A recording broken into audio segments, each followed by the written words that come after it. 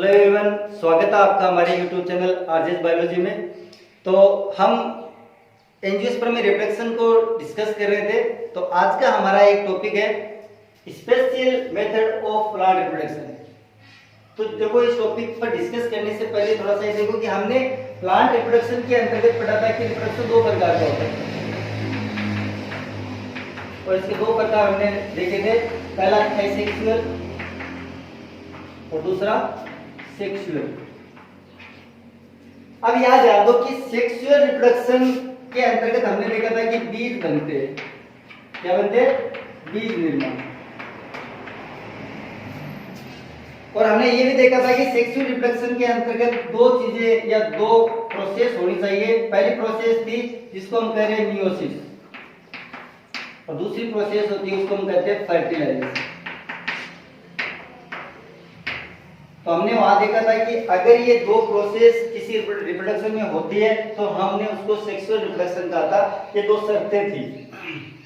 तो अगर हम यहाँ बात करें स्पेशल मेथड की, तो हम यहाँ देखेंगे कि पादपों में रिप्रोडक्शन की एक ऐसी विधि जिसके अंतर्गत मियोसिस और फर्टिलाइजेशन नहीं हो, यानी मियोसिस और फर्टिलाइजेशन का प्रतिस्थापन हो जाए और बीज का निर्माण हो।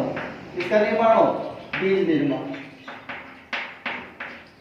तो ये दोनों प्रोसेस ना हो या इनमें से अगर एक भी प्रोसेस ना हो और उसके अलावा यदि बीज का निर्माण हो रहा है तो हम इसको जो है वो special method of plant reproduction के अंतर्गत कहेंगे कि ये स्पेशल मेथड है जिसके अंतर्गत मियोसिस और फर्टिलाइजेशन को प्रतिस्थापन करके और नए प्रोजेनी उत्पन्न किए जाते हैं, बीज उत्पन्न किए जाते हैं। तो यहाँ अगर मैं बात करूं कि स्पेशल मेथड कौन कौन से है, तो यहाँ ध्यान दो कि सबसे महत्वपूर्ण जो स्पेशल मेथड है उसको हम कहते हैं असंजनन। इसको हम एपोमिक्सिस भी कहते हैं। एपोमिक्सिस का मतलब क्या है कि मियोसिस और फर्टिलाइजेशन के बिना बीज का निर्माण होना, ये असंजनन है। यहां एक चीज और जानना कि कुछ और विधियां भी हैं जिनको हम स्पेशल मेथड के अंतर्गत रखेंगे और उनमें दूसरी जो है उनको हम कहेंगे एनिसेक्टिविस्ता।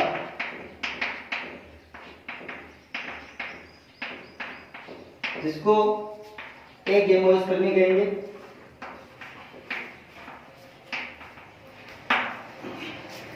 तीसरी रहेगी सूक्ष्म प्रवर्धन।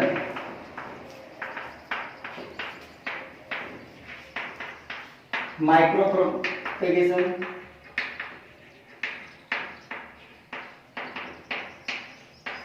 और चौथी रहेगी कायिक प्रवर्धन।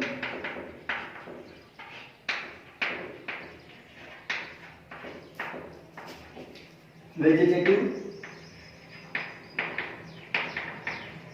प्रोपेगेशन।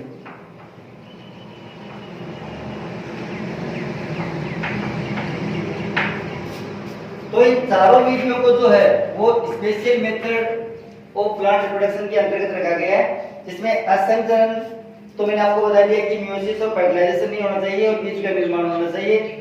एनिसेक्टिविस्ता में बिना निषेचन के ही कुछ प्लांट जो होते हैं वो बीज निर्माण करते हैं, उसको हम एनिसेक्टिविस्ता कहते हैं। सूक्ष्म प्रवर्धन ये एक इन विट्रो विधि है जिसके अंतर्गत कम समय और कम स्थान के ऊपर जो ज्यादा से ज्यादा व्यावसायिक जो महत्व के प्लांट होते हैं उनको तैयार किया जाता है। तो इसके बारे में हम जो आगे 16वें चैप्टर के अंतर्गत पढ़ेंगे, जहां हम प्लांट टिश्यू कल्चर जो है उस टॉपिक के अंतर्गत इसको हम डिटेल से पढ़ेंगे। इसके अलावा कायिक प्रवर्धन जो हमने फर्स्ट चैप्टर में पूरा पढ़ लिया है कि कायिक प्रवर्धन क्या है, यानी कि प्लांट के जो अंग है उन अंगों से ही नए प्लांटों का निर्माण करना जो कायिक प्रवर्धन होता है। तो ये भी हमने पढ़ लिया है फर्स्ट चैप्टर के अंतर्गत। तो यहाँ हम जो है इन चारों को स्पेशल मेथड के अंतर्गत रख रहे हैं। और एक चीज और ध्यान रखना कि कुछ राइटर्स जो है वो इन चारों को एसेक्सुअल रिप्रोडक्शन के अंतर्गत भी रखते हैं कि ये एसेक्सुअल रिप्रोडक्शन ही की विधि है। तो यहाँ सबसे पहले हम special method of plant reproduction में एक नंबर पे बात करते हैं असंजनन या एपोमिक्सिस की। तो मैंने आपको बताया कि ये एक ऐसी विधि होती है जिसके अंदर दो प्रोसेस नहीं होती, यानी एक तो मियोसिस और एक फर्टिलाइजेशन। ये अगर दो प्रोसेस नहीं हो और अगर बीज का निर्माण हो तो हम उसको असंजनन कहेंगे। और पंचानन माहेश्वरी ने जो है इस एपोमिक्सिस को जो 4 भागों में बांटा था। तो देखो कौन कौन से 4 भाग है। तो सबसे पहले हम बात करते हैं पुनरावर्ती असंजनन। इसको रिकरेंट एपोमिसिस कहते हैं। पुनरावर्ती असंचरण में क्या होता है समझो आप कि यहाँ पे आपने पढ़ा था कि जो ओव्यूल है, इस ओव्यूल के अंदर एम्ब्रियो सेक बनता है और एम्ब्रियो सेक के अंदर जो है वो एम्ब्रियो सेक हेप्लॉइड होता है, मियोसिस के द्वारा बढ़ेगा और ये एम्ब्रियो सेक जो इसके अंदर एक सेल रहेगी। अब यहाँ ये ध्यान रखना कि इतनी प्रोसेस नहीं होती है, अगर ये सारी प्रोसेस होगी तो सेक्सुअल रिप्रोडक्शन हो जाएगा। तो यहाँ पे क्या होता है कि ये जो एम्ब्रियो सेक बन रहा है जिसको हम मेगास्पोरोजेनेसिस की प्रोसेस के द्वारा पढ़ा था कि एम्ब्रियो सेक बनता है, तो ये एम्ब्रियो सेक यहाँ पर कुछ सेल्स होती है जो समान कोशिकाओं का एक समूह होता है जिसको हम न्यूक्लियस कह रहे थे। इसी न्यूक्लियस की सेल्स में एक सेल जो होती है जिसको हम आर्कीस्पोरियल सेल्स कह रहे थे, परप्रसूतक कोशिका। तो यहां ध्यान दो कि यदि परप्रसूतक कोशिका जो है मियोसिस कंप्लीट होता नहीं है और ये आर्कीस्पोरियल सेल्स जो आगे चल के स्पोर मदर सेल नहीं बनेगी और ये खुद ही एम्ब्रियो सेक बना देगी।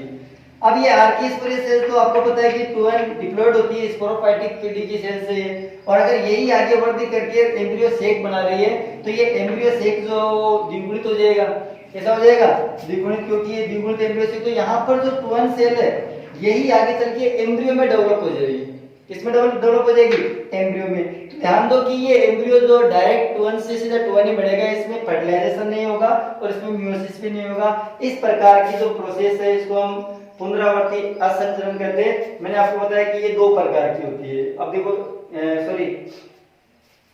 अब यह ध्यान देना कि पुनरावर्ती असंचरण जो है वो पुनः हम इसको दो भागों में बांट रहे हैं। एक तो जनन अपबीजाणुता या जनरेटिव एपोस्पेरी कहेंगे, दूसरे को कायिक अपबीजाणुता कहेंगे। तो इसमें हमने इसको हम कहेंगे सोमेटिक एपोस्पेरी। तो यहाँ ध्यान दो कि जनन और इन दोनों में क्या फर्क है। तो समझो यहाँ पे कि यदि बीजांड के अंदर न्यूसेलस की आर्कीस्पोरियल सेल्स जिसको हम परपरसु कोशिका कह रहे हैं, अगर ये परपरसु कोशिका डायरेक्ट एम्ब्रियो में जो डेवलप करती है, डायरेक्ट एम्ब्रियो बनाती है, तो हम इसको जनन अपबीजाणुता कहेंगे। और ध्यान दो कि यदि ये परपरसु कोशिकाएं न बढ़े और उससे पहले ही यहाँ पर जो न्यूसेलस है, ये न्यूसेलस की कोई भी कोशिका जो डायरेक्ट एम्ब्रियो या भ्रूण में डेवलप हो जाए, या हमने यहाँ पढ़ा था कि दो इंटेग्यूमेंट होते हैं, दो अध्यारों होते हैं बीजांड के, उन दोनों अध्यारों में से यदि कोई एक कोशिका जो है वो डायरेक्टली भ्रूण में डेवलप हो जाए तो हम इसको कायिक अपबीजाणुता कहेंगे। ठीक है, तो यदि आर्कीस्पोरियल हो रही है तो हम इसको जनन कहेंगे। यदि न्यूसेलस या इंटेग्यूमेंट की कोई कोशिका यदि एम्ब्रियो में डेवलप हो रही है तो हम उसको कायिक अपबीजाणुता कहेंगे। तो ये दो प्रकार की। अभी असंचरण का जो दूसरा टाइप है उसको हम कहते हैं अनावर्ती या नॉन रिकरेंट एपोमिसिस। तो नॉन रिकरेंट एपोमिसिस में क्या होता है वो समझो आप कि इसमें जो बीजांड बना है, इस बीजांड या ओव्यूल के अंदर मेगास्पोरोजेनेसिस की क्रिया होगी। मेगास्पोरोजेनेसिस की प्रोसेस के अंतर्गत मैंने आपको कहा था कि न्यूसेलस की कोई भी एक सेल जो है वो आर्कीस्पोरियल सेल या परपरसु कोशिका में बदलेगी और ये परपरसु कोशिका जो है वो आगे चल के मेगास्पोर मदर सेल बनाएगी और ये मेगास्पोर मदर सेल जो है इसमें मियोसिस की क्रिया होगी। तो यहाँ मियोसिस होगा, ध्यान देना। तो मियोसिस की प्रोसेस से 4 मेगास्पोर बनेंगे और उनमें से 3 जो है वो माइक्रोपाइल की तरफ के जो खत्म या डीजनरेट हो जाएंगे और एक जो शेष बच गया वो आकार में वृद्धि करेगा। तो यहाँ गेमेटोफाइट बनेगा जो हेप्लॉइड बनेगा। कैसा बनेगा? हेप्लॉइड। यहाँ तक की प्रोसेस तो होगी। ये हेप्लॉइड हो गया और हेप्लॉइड गेमेटोफाइट या फीमेल गेमेटोफाइट जिसको भ्रूण कोष कहते हैं, तो एम्ब्रियो सेक डेवलप हो जाएगा। अब प्रोसेस कौन सी नहीं होगी वो समझो। प्रोसेस यहाँ पर नहीं होगी, वो क्या होगी कि यहाँ फर्टिलाइजेशन के लिए मेल गेमेट नहीं आएगा, तो यहाँ इसका डेवलपमेंट होगा और डेवलपमेंट से 3 सेल बन जाएगी, एगेपर सेल, 3 सेल बन जाएगी एंटीपोडल सेल्स और बीच में एक द्विगुणित प्राप्त जो है द्वितीय केंद्रक जो सेकेंडरी न्यूक्लियस वो डेवलप हो जाएगी। यहाँ तक की प्रोसेस तो होगी, लेकिन सेक्सुअल रिप्रोडक्शन की जो अगली प्रोसेस है जिसको हम कहते हैं फर्टिलाइजेशन, जिसमें एक मेल गेमेट और एक एक सेल जो है वो फ्यूजन करके और जाइगोट बनाती है, तो वो प्रोसेस यहाँ नहीं होगी, इसलिए हम इसको कह रहे हैं असंजनन। तो ध्यान देना यहाँ म्यूसिस हो रहा है लेकिन फर्टिलाइजेशन नहीं होगा। अब आप सोचोगे कि फर्टिलाइजेशन नहीं हो रहा है तो आगे जो है एम्ब्रियो डेवलप कौन करेगा, भ्रूण का निर्माण किससे होगा? तो ध्यान दो कि यहाँ भ्रूण का निर्माण दो जगह हो सकता है। अगर भ्रूण का निर्माण जो है वो एक सेल अंड कोशिका करती है, ध्यान देना कि भ्रूण का निर्माण तो होगा लेकिन भ्रूण जो बढ़ेगा वो हेप्लॉइड ही बढ़ेगा, क्योंकि सारी सेल्स हेप्लॉइड है, म्यूसिस से बना था ये, तो ये सारी सेल्स हेप्लॉइड है। और यहाँ अगर एक सेल जो है वो आगे चल के अगर एम्ब्रियो बनाती है तो हम इसको पार्थेनोजेनेसिस कहेंगे, अनिषेक जनन। क्या कहेंगे? अनिषेक जनन। तो हेप्लॉइड पार्थेनोजेनेसिस हो गया, ये अनिषेक जनन हो गया, अगुणित अनिषेक जनन। तो पहली तो हो गई ये, तो ये एक टाइप तो हो गया ये पार्थेनोजेनेसिस। अब दूसरा कि अगर एक सेल जो एम्ब्रियो में डेवलप ना हो और ये डिजनरेट हो जाए, अब बच गई कौन सी? सिनर्जिक सेल दो, और तीन ऊपर बच गई एंटीपोडल सेल्स। अगर एम्ब्रियो का डेवलपमेंट सिनर्जिक सेल्स या एंटीपोडल सेल्स से होता है, ध्यान देना सारी सेल्स हेप्लॉइड है, और अगर इनसे होता है तो हम इसको कहेंगे एपोगेमी। क्या कहेंगे? एपोगेमी या अपयुग्मन। ये अपयुग्मन की प्रोसेस होगी। और ध्यान देना कि यहाँ पर जो एम्ब्रियो डेवलप हो रहा है वो हेप्लॉइड हो रहा है, इसलिए हम इसको गेमेटोफाइट असंजनन भी कहेंगे या युग्मपोदविद असंजनन भी कहेंगे। युग्मपोदविद असंजनन होगा ये, क्योंकि दोनों ही प्रोसेस में, यानी अगर एक सेल भी एम्ब्रियो डेवलप कर रही है तो वो भी हेप्लॉइड है, और अगर मान लो एंटीपोडल सेल या सिनर्जिक सेल एम्ब्रियो डेवलप कर रही है तो वो भी हेप्लॉइड है, तो हम इसको हेप्लॉइड को हम गेमेटोफाइट करें तो गेमेटोफाइट एपोमिक्सिस हो गई है। तो ये दूसरा टाइप। अब एक चीज मैं आपको बता दूं कि पार्थेनोजेनेसिस या अनिषेक जनन जो है इसकी स्टडी सबसे पहले जॉर्जेनसन ने की थी। इसने सबसे पहले कहा था कि एक सेल जो बिना फर्टिलाइजेशन के या बिना मेल गैमेट के फ्यूजन के ही जो है वो डायरेक्ट एम्ब्रियो में डेवलप हो सकती है। जॉर्जेनसन ने सबसे पहले इसकी स्टडी की थी। अब तीसरा जो टाइप है असंजनन का, उसको हम कहते हैं अपस्थानिक या एडवेंटिव एपोमेक्सिस। इसमें देखो अपस्थानिक वर्ड से ही पता चलता है कि प्रतिस्थापन हुआ है। तो अभी हम पढ़ रहे थे कि इस बीजांड के अंदर भ्रूण कोष बनता है, और भ्रूण कोष के अंदर ही हमने पढ़ा था कि एम्ब्रियो डेवलप हो रहा है। अगर एम्ब्रियो का डेवलपमेंट इस भ्रूण कोष के बाहर हो तो बाहर कहाँ हो सकता है? भ्रूण कोष बने ही ना, और जब बने नहीं तो या तो होगी न्यूसेलस, जिसको हम बीजांड कहा करें, और या इसके बाहर के इंटेग्यूमेंट, जिनको हम अध्यावरण कह रहे हैं। तो न्यूसेलस या इंटेग्यूमेंट ये दोनों भ्रूण कोष के बाहर है, और इन दोनों की कोई भी कोशिका यदि एम्ब्रियो में डेवलप होती है तो हम इसको अपस्थानिक या एडवेंटेटिव एपोमिक्सिस कहेंगे। तो ये तीसरा टाइप हो गया। चौथा जो टाइप है जिसको हम कह रहे हैं कायिक या वेजिटेटिव एपोमिक्सिस, इसमें ध्यान देना कि यदि प्लांट के ऊपर फूल ही न बने, पुष्प कलिका जो है वो आगे चल के डायरेक्ट या तो बुलबिल्स में बदल जाए, पत्र परकलिका, और ये पत्र परकलिका जो डायरेक्ट यहाँ पर अंकुरित हो जाए, और ये अंकुरित होकर और ऊपर का ऊपर ही नया प्लांट बना ले। फूल बनाने तक पहुंचना ही नहीं है, डायरेक्ट ये बुलबिल्स में चेंज होके पत्र परकलिका बना के और ये सीधे ही ऊपर अंकुरित होकर नया प्लांट बना लेती है। तो ये एक तरीके का कायिक जननी है, तो इससे जो है वो नए प्लांट बना सकते हैं। तो ये चार प्रकार की जो एपोमिक्सिस है वो हमने पूरी डिटेल से पढ़ी है। अगर इसमें किसी प्रकार की कोई समस्या हो तो कमेंट बॉक्स में जरूर बताएं। और अब हम जो अब दूसरा जो प्रकार है special method of plant reproduction का, उसको हम कह रहे हैं अनिषेक बीज का एगेमोस्पर्म में। तो इसमें क्या होगा कि बीज का निर्माण तो होगा लेकिन बिना निषेचन के होगा। तो इसका मतलब है कि बिना निषेचन के बीज निर्माण। और मैं यहाँ आपको इसके बारे में ज्यादा डिस्कस नहीं करूंगा। हमने अभी थोड़ी देर पहले जो है एडवेंटिव एपोमिक्सिस पढ़ा था, जिसको हम कहते हैं अपस्थानिक असंजनन, सेम वही है, वही प्रोसेस है। अर्थात कि एम्ब्रियो का डेवलपमेंट जो है वो या तो द्विगुणित कोशिका होनी चाहिए, तो वो या तो हो सकती है न्यूसेलस की या हो सकती है इंटेग्यूमेंट अध्ययन की, और वो डायरेक्ट यदि एम्ब्रियो में डेवलप होती है तो हम इसको अनिषेक बीजता कहेंगे, क्योंकि उसमें बीज तो बन जाएंगे लेकिन फर्टिलाइजेशन नहीं हो।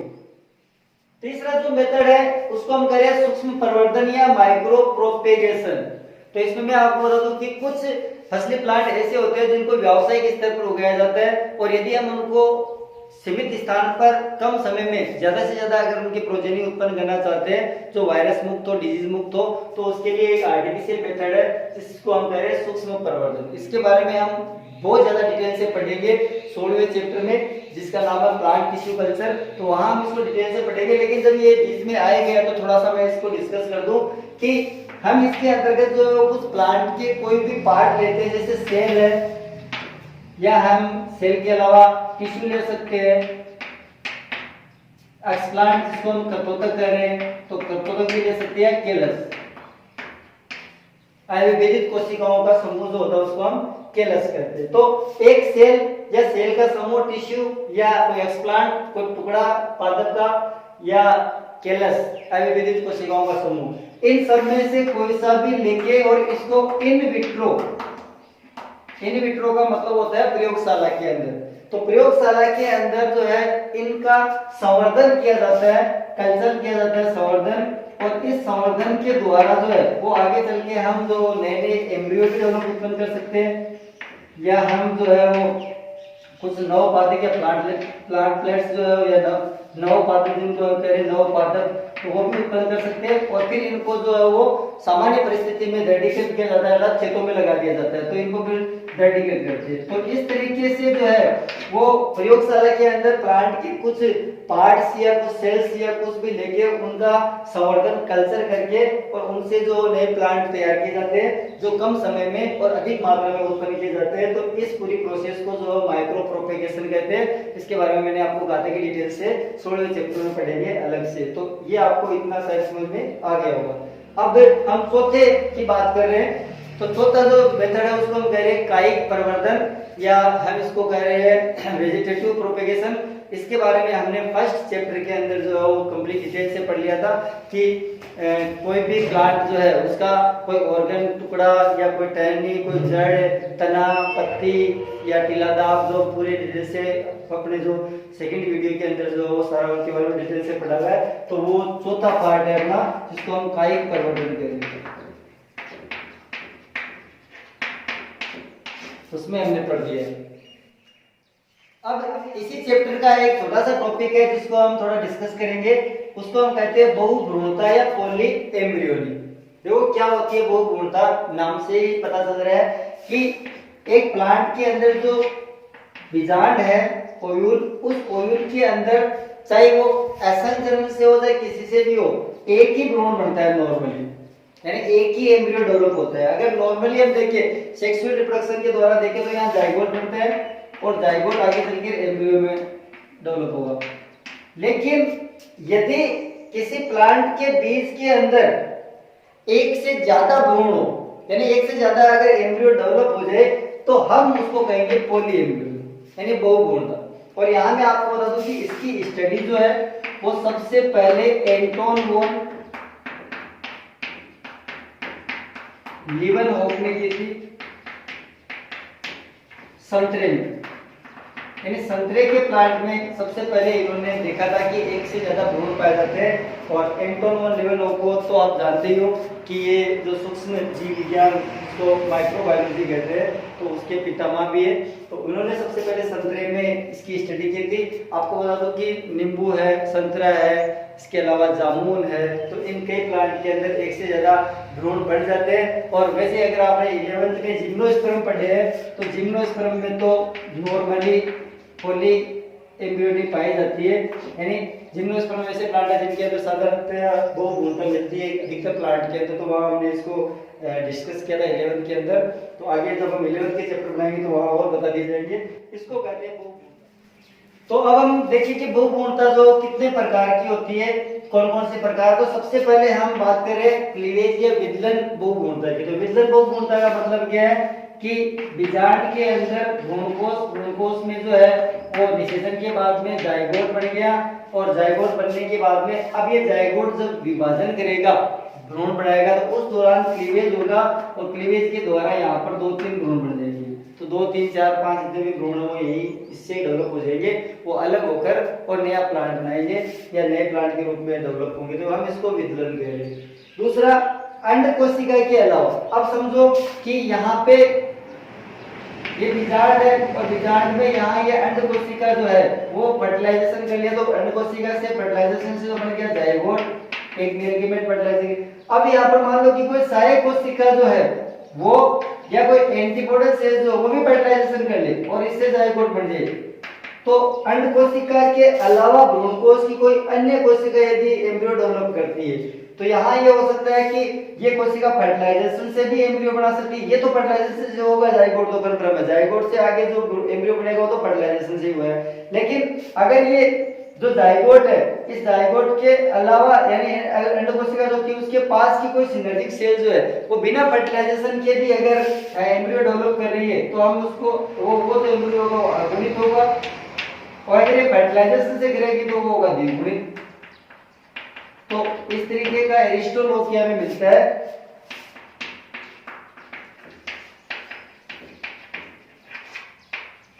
और ये यूलोपिलर मिलता है।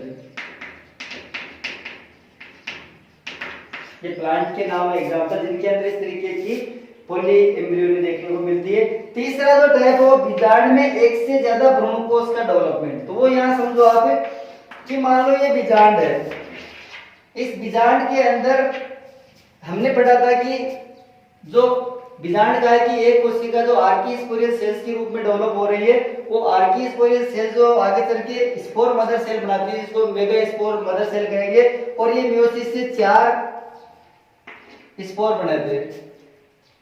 अब नॉर्मली प्लांट के अंदर 3 तो डिजेनरेट हो जाते हैं, 1 बचता है। लेकिन कई बार क्या होता है, केजुराइना जो प्लांट है, कई बार मतलब केजुराइना में नॉर्मली देखने को मिलता है कि केजुराइना के अंदर ये चारों ही जो है वो बचे रह जाते हैं, और चारों के चारों जो बचे रहेंगे तो 4 एम्ब्रियो सेक बनेंगे।